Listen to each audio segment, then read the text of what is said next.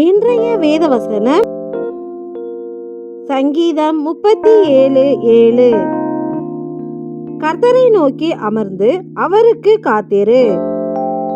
ஆமென். நாம் நம் கர்த்தரை நோக்கி அமர்ந்து அவருக்கு மட்டுமே காத்திருக்க வேண்டும். ஏனெனில் உன் நீதியை வெளிச்சத்தைப் போலவும் உன் நியாயத்தை பட்ட பகலைப் போலவும் விளங்க பண்ணுவார் என்ற வார்த்தையின்படி